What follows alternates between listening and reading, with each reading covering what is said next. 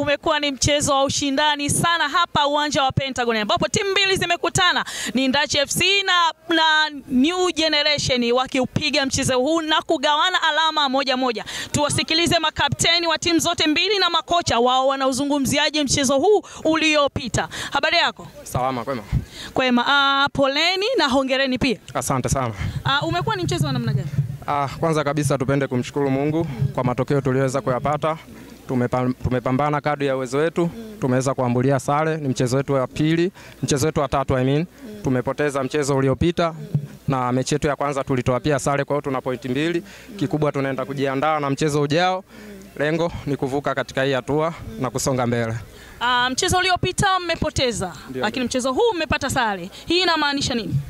Mimi nafikiri tunatakiwa kuongeza umakini, kwa sababu ukiangalia kama ni nafasi tumepata za kutosha, hatujaweza tukuzitumia. Mastreka wetu hawajaa makini kumalizia ile mipira, lakini nafasi tunapata. Nafikiri tutalifanyia kazi mazoezini, lengo kuja kushinda mechi ijayo na kusonga mbele. Niwatakie kila laheri kwa mechi ijayo. Asante sana.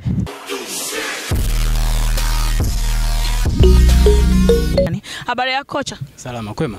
Kwema, majina yako ni nani? Naitwa Henry John Mgutu. Mechi ya leo umeionaje? Mechi ya leo kiupande fulani imekuwa ni nzuri. Nashukuru mashabiki wameenjoy soka, vijana kama kawaida yetu. Sisi mpira wetu ni kuweka moja moja tu. Isipokuwa mpinzani alikuja, kuna muda anataka kutuharibia, kubutua. Tukawa tunawaforce wacheze kwenye mpira wetu. Lakini kwenye mpira kuna matokeo aina 3. Kupata sare kwetu sisi ni nzuri, maana mpaka muda huu tayari tuna uhakika wa kuingia kwenye nusu finali. Mpinzani wenu walikuwa bora sehemu gani na kuwa wini mmeshindwa kupata alama 3 mbele yake? Mpinzani wetu amekuwa bora yani kwenye type yake ya kucheza. Maana yake yeye alikuwa possess. Yeye alikuwa ni kupiga counter tu, atugeuze. Maana yake akipiga counter, akipiga nyuma yetu tukigeuka, tunajishambulia wenyewe. Kama mwalimu unawaambia nini mashabiki wanaofuatilia New Generation? Kama mwalimu wa New Generation, naomba mashabiki wasikate tamaa. Yaliyotokea leo yameshapita, tunajipanga kwa ajili ya mchezo ujao.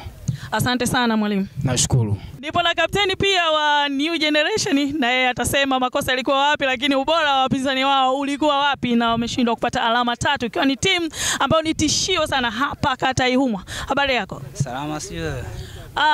Ni nzuri. Niambie mchezo wa leo ulikuwaje? Mchezo wa leo kikweli ulikuwa mzuri. Kitegemea na wapinzani wana pointi 1, alikuwa anategemea kupata alama 3 kwetu. Japo na sisi wenyewe tuna pointi 6, lakini tulikuwa tunategemea kupata alama 3 kwao. Ila imetokea tu hivyo, na ni sare imetokea mchezo. Tunashukuru. Mashabiki wa New Generation walitegemea alama 3, lakini imepata alama 1. Hii imekwaje?